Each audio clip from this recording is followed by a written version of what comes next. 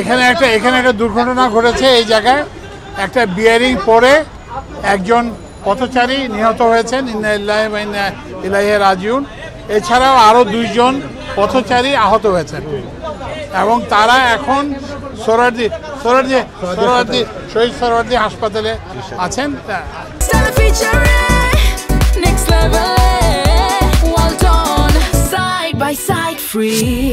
যারা আহত হয়েছেন তারা চিকিৎসাধীন আছেন এবং যিনি নিহত হয়েছেন তার লাশও সেখানে আছে।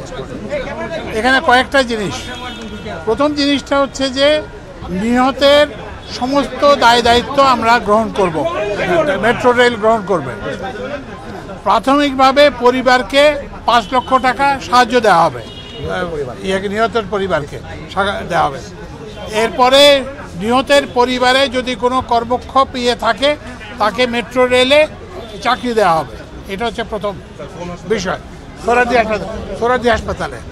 এবং এই যে যারা আহত হয়েছেন তাদেরকে আমি একটু পরে দেখতে যাব এবং তাদের জন্য যে চিকিৎসার জন্য যা কিছু দরকার সেটা আমরা করব।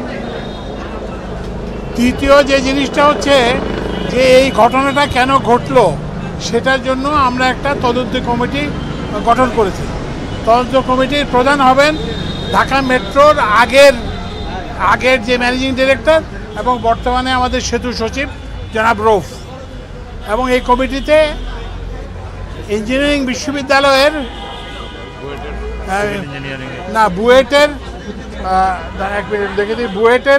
বুয়েটের প্রফেসর ABM তৌফিক হাসান, মেকানিক্যাল ইঞ্জিনিয়ারিংয়ের প্রধান অধ্যাপক, উনি থাকবেন। তারপরে MISTর লেফটেন্যান্ট কর্নেল মোহাম্মদ জাহিদুল ইসলাম, উনি অ্যাসোসিয়েট প্রফেসর MIST, উনি থাকবেন। এবং এই প্রকল্পের পরিচালক ব্রিগেডিয়ার আব্দুল ওয়াহাব, উনি থাকবেন। এবং আমাদের এই যে সড়ক মন্ত্রণালয়ের একজন উপসচিব আসফিয়া সুলতানা। তো এই 5 সদস্যের একটা কমিটি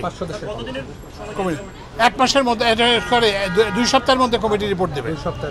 এবং এই কমিটি কি দেখবে সেটা হচ্ছে, প্রথম কথা হচ্ছে যে এটা কি ডিজাইন ডিফেক্টের কারণে হয়েছে, যে এটা কি নির্মাণের কাজের ত্রুটির জন্য হয়েছে, নাকি কোনো নাশকতামূলক কিছু হয়েছে, কি কারণে সেটা দেখবে।